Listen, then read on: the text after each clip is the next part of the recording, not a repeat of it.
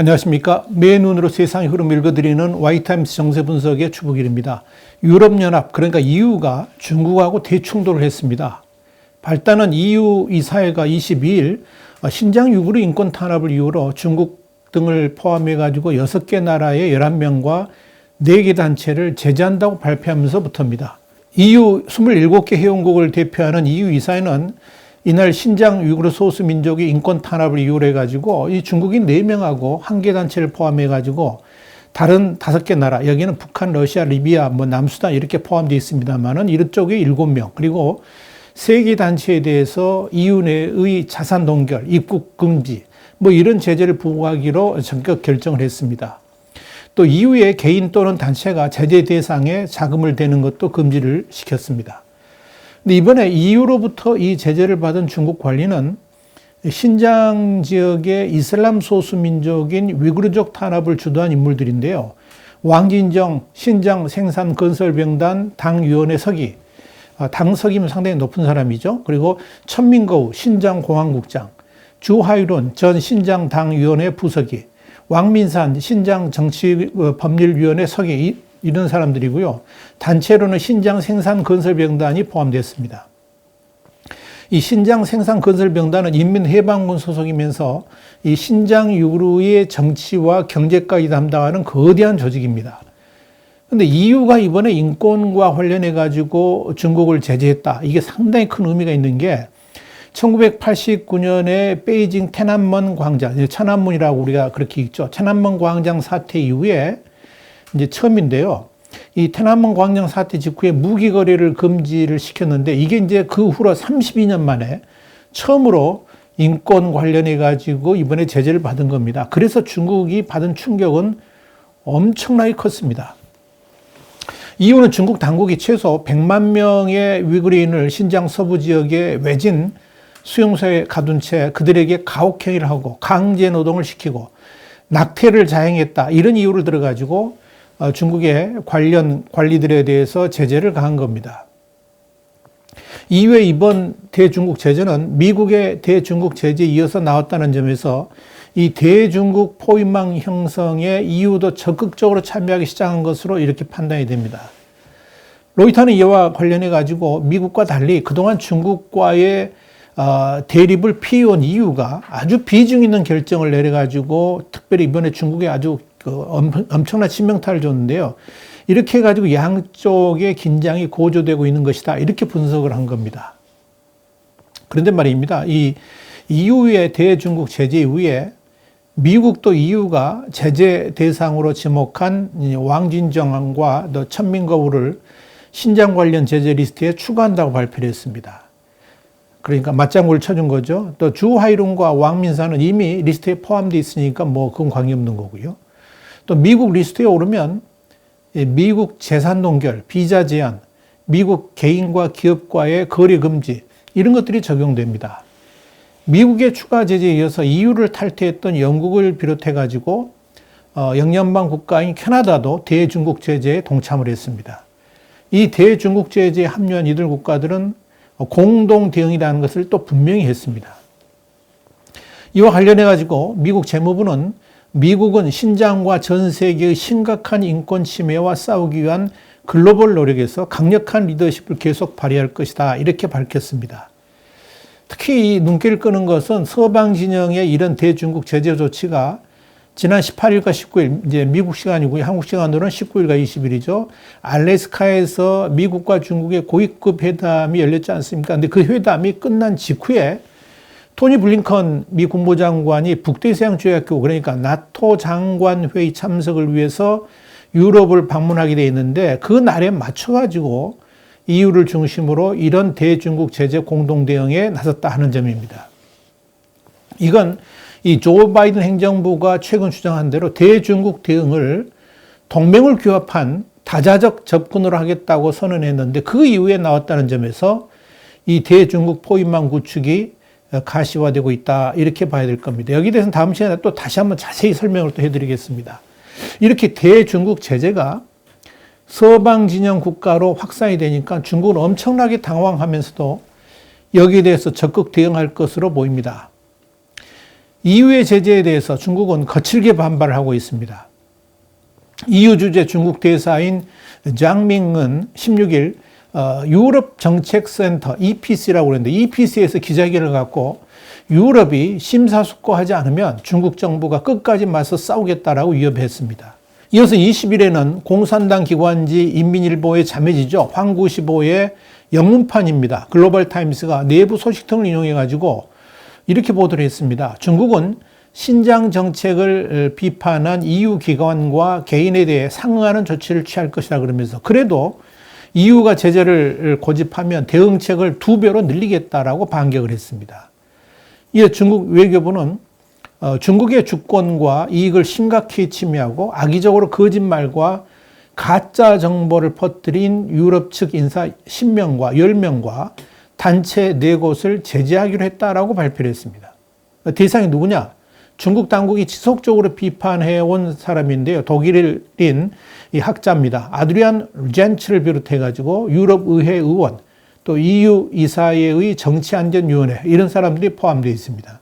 중국의 제재 대상 인사와 그 가족은 중국 본토, 홍콩, 마카오 입국이 금지됩니다. 중국의 이런 조치와 관련해가지고 지난해 홍콩 민주화 시위를 지지했다가 중국 당국의 블랙리스트에 오른 미국 비영리단체 국제공화연구소의 데니엘 튜닝 소장은 이렇게 말을 했습니다. 명예의 배지를 단 셈이다. 명예의 배지를 단 셈이다. 이렇게 논평을 했습니다. 이와 함께 중국은 미국이 동맹국과 연대해가지고 압박을 펼치는 것에 대응해가지고 북한과 러시아 그리고 이란까지 끌어들여가지고 반미 전선을 구축하고 있습니다. 중국은 대EU 제재 조치를 발표한 직후에 러시아하고 외무장관 회담을 진행했고 시진핑 국가주석과 북한 김정은과의 구두 친서 교환을 했었죠. 그래가지고 그것을 이제 대대적으로 홍보를 했는데 그러면서 우군 교합에 나선 겁니다. 시진핑은 김정은에게 새로운 국제 정세 아래 북중 관계를 견고해야 하며 발전시키고 싶다 그러면서 한반도 문제와 지역 발전을 위해 적극적으로 공헌하겠다라고 밝힌 겁니다. 그러니까 우리가 이렇게 세계가 돌아가는 정세를 알고 그 다음에 이제 시진핑과 김정은이가 무슨 말을 했다 그러면 아 그게 그래서 나온 거구나 이렇게 이해하시면 이 시진핑과 김정은의 그것도 친서도 아니고 구두친서라는 게 누가 그랬다 그럽니다 하고 말로 전하는 거 아니겠습니까? 이런 구두친서가 어느 정도의 비중을 갖는가 뭐 이런 걸 이해하시게 되는 겁니다. 그래서 국제 정세를 알아야 되는 겁니다. 자, 중국이 이렇게 EU에 대해서 역제재를 하니까 EU는 아주 분노에 가까운 격한 반응을 보였습니다. 그러면서 즉각 유럽의 9개 나라, 여기는 이제 독일, 프랑스, 덴마크, 벨기에, 에스토니아, 리투아니아, 네덜란드, 스웨덴, 이탈리아 이런 나라들인데요. 20일과 23일에 각각 중국 대사를 초치해가지고 항의를 했습니다. 독일 외무부는 22일 미켈 베르서 사무차관이 우켄 중국 대사를 초치해가지고 중국이 EU 의회 의원, 과학자, 정부 기관 및 비정부 기구를 대상으로 제재한 것은 부적절한 조치라고 지적을 했습니다. 그리고 다음 날인 23일 하이코 마스 독일 외무장관은 우켄 중국 대사를 향해 가지고 아주 신랄한 이야기를 했는데요. 우리 의원과 과학자에 대한 제재는 전혀 납득할 수 없다 그러면서 우리는 인권 탄압을 제재하고 베이징은 민주주의를 제재한다라고 질타했습니다. 특히 이제 프랑스의 대중국 반감은 심각하다고 해도 좋을 정도로 컸습니다. 프랑스 주재 중국 대사관의 막말과 겹쳐가지고 분노가 확대된 양상을 보였기 때문에 그렇습니다. 클레망 본 프랑스 외교부 유럽 담당 국무장관은 23일 중국을 향해서 이렇게 말을 했습니다. 유럽도 프랑스도 호구가 아니다. 호구가 아니다. 이렇게 강력하게 날을 세웠습니다. 이 프랑스의 보훈 장관이 이렇게 격하게 반응한 이유가 있는데요. 이게 뭐냐면 루사의 프랑스 주재 중국 대사 때문에 그렇습니다. 최근 프랑스가 방역 선진국인 대만을 방문해가지고 코로나 대응에 대한 대응을 논의하기로 했는데요. 이제 T 방역을 배우겠다는 거죠. 여기에 대해서 루사의 대사가 알랭 리샤르 상원 의원한테 서한을 보냈는데요. 내용이 아주 거칩니다. 대만 당국과 어떤 형태의 공식 접촉도 하지 말라 그러면서 중국과 외교 관계를 맺은 나라는 하나의 중국 원칙을 지켜야 된다라고 강하게 압박을 했습니다. 대만 방문 계획을 취소하라고 요구한 거죠. 그런데 이 서신을 받은 리샤르 의원이 발끈해가지고 중국의 부당한 간섭, 특히 루 대사의 협박성 어조에 대해서 강한 불만을 표시했습니다. 그리고 그러면서 공개적으로 중국을 비난을 하는 일이 발생을 했습니다. 그런데 이 발언 직후에 더 큰 문제가 발생했는데요.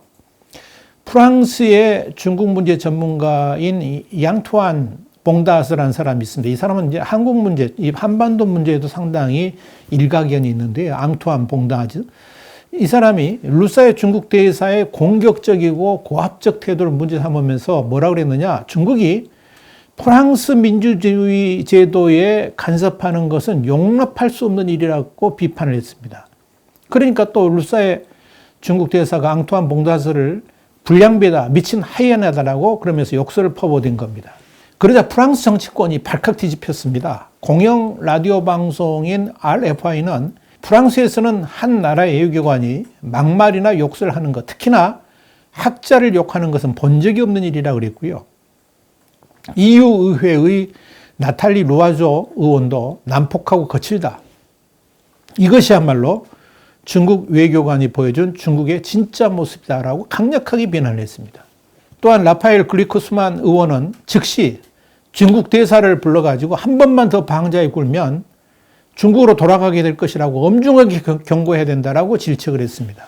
때마침 이런 사태가 있었던 프랑스에서 대중국 제재까지 겹치게 되면서 프랑스의 대중국 태도도 강경해진 겁니다.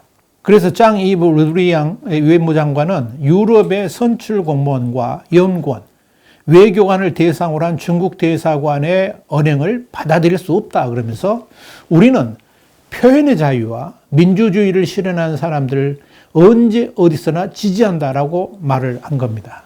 자, 이런 EU와 중국의 충돌로 미국의 포위망을 뚫기 위해서 중국이 7년간 공을 들였던 EU와 중국 간의 포괄적 투자협정도 통과가 이제 불투명해졌습니다. EU 기업들의 중국 시장 접근성 확대를 핵심으로 하는 투자협정은 EU 27개 회원국하고 EU 의회의 비준을 모두 받아야 발효가 됩니다. 그런데 이번 EU하고 중국 간의 충돌로 무산될 위기에 처한 겁니다.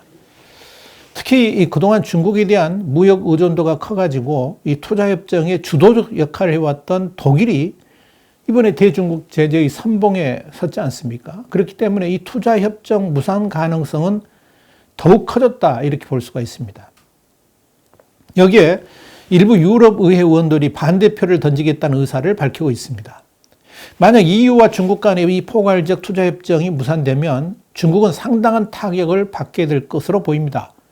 중국은 이 투자협정을 통해서 미국이 주도하는 대중국 포위망에서 유럽을 떼어놓고자 하는 그런 성과를 거뒀다라고 자평을 했는데 이런 중국의 계산이 다 물거품이 될 위기에 처했다 하는 겁니다. 여러분 이번 사실 그 EU의 대중국 제재는 미국의 중국 전선의 주 무기로 인권 문제를 부각하기로 한 전략이 제대로 맞아떨어졌다는 것을 의미합니다. 사실 트럼프 정권 때는 무역 문제를 중심으로 해가지고 대중국 대응을 했고요.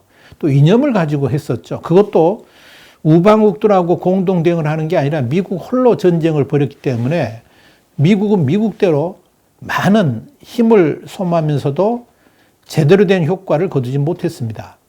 그래서 중국하고 EU 간의 투자협정도 트럼프 정권의 반대에도 불구하고 미국의 우방국이라 할 수 있는 독일이 주도해가지고 끌고 나갔던 겁니다. 그런데 이제 바이든 정부 들어가지고 대중국 대응의 초점을 인권에 맞추면서 유럽 연합도 움직이기 시작했습니다. 이런 미국의 대응에 가장 먼저 호응한 국가가 바로 영국입니다. 중국 문제와 관련해가지고 유럽의 국가들과 매일 접촉한 유럽 로드쇼의 결과가 성과로 나타나고 있다. 이렇게 볼 수가 있을 겁니다. 로이터는 바이든 대통령 하에서 중국에 대한 서방의 첫 조율된 조치다. 그러면서 미국의 대중 외교 압박에서 적이 결실로 보인다라고 평가를 했습니다. 이런 상황에서 신장 유구르 자치구의 인권 문제가 올해 초에 영국 BBC의 전파를 타면서 촉매제 역할을 했습니다. 그러면서 영국 정부가 2019년 런던에서 운영을 시작했던 중국 국제 텔레비전 CGTN이라고 그러는데, 이 CGTN이 중국 공산당의 통제 아래 운영되고 있다는 이유를 들어가지고 방송 면허를 취소했습니다. 그러자 중국은 BBC 월드 뉴스에 중국 내 방역을 금지하면서 중국과의 갈등은 날로 확산되기 시작했습니다. 중국의 이런 강력한 대응은 오히려 신장 위구르 문제를 전 유럽으로 확산시키는 계기를 가져왔고요. 결국 EU와 중국 간의 충돌이라는 결과로 나타나게 된 겁니다. 미국은 이런 유럽연합의 움직임에 대해서 즉각 반응을 했습니다. 미국의 토니 블링컨 국무장관은 24일 벨기에 브뤼셀에서 열렸던 이 북대서양 조약기구, 그러니까 나토 본부에서 가진 동맹국들과의 회담 후에 이런 말을 했습니다. 중국의 공격적인 행동이 강력한 국제동맹의 중요성을 고조했다 그러면서 대서양 연안국가의 단합된 대응은 인권을 위반하는 이들에게 강력한 신호를 보낸다라고 평가를 했습니다. 블링컨 장관은 이날 연설에서 동맹국에 미국과 중국 가운데 어느 한쪽을 선택하도록 강요하지는 않겠다 그러면서 중국이 서방 민주국가들을 약화하려 하고 있다라고 경고하는 것을 잊지 않았습니다. 그는 중국의 제재에서도 언급하면서 이번 제재는 우리가 확고히 서고 함께 서는 것을 더욱 중요하게 한다 그러면서 그렇지 않으면 괴롭힘이, 그러니까 중국이 우리를 괴롭히고 있는 것이 효과가 있다는 메시지를 보낼 위험이 있다라고 말을 했습니다. 동맹과의 연대를 통한 대중국 압박 전략을 분명히 한 거죠. 중요한 것은 이 중국이 자국 내 인권 문제를 외면하면서 서방 진영에 대항하면 할수록 대중국 제재는 점점 영역을 확대하게 될 것이고 또 더욱 거세질 것이라는 점입니다. 미국도 이걸 부인하지 않습니다. 젠 샤키 백악관 대변인은 22일 언론 브리핑에서 중국에 대한 추가 조치를 배제하지 않는다라고 경고를 했습니다. 이런 면에서 중국은 날이 갈수록 수세에 몰리고 있고요. 국가적 체면도 망가지고 있다라고 보면 될 겁니다. 당연히 정치적 위상도 땅에 떨어지고 더불어 경제적 어려움까지 처하는 처지가 된 겁니다. 중국의 신장 위구르 인권 문제가 아킬레스 건이었던 것처럼 북한 역시 인권 문제가 최대 약점입니다. 이런 측면에서 북한의 인권 문제를 계속 부각하고 있는 조 바이든 미국 행정부의 대북 정책이 어떤 효과를 가져오게 될지도 주목거리입니다. 어쩌면 중국과 북한은 결국 한 묶음이 돼가지고 처절한 굴욕을 당하게 되지 않을까 이렇게 생각이 됩니다. 앞으로도 계속 우리 Y타임스가 여러분에게 상세한 소식을 전해드리도록 하겠습니다. Y타임스 정세분석이었습니다. 다음 시간에 다시 뵙겠습니다. 감사합니다.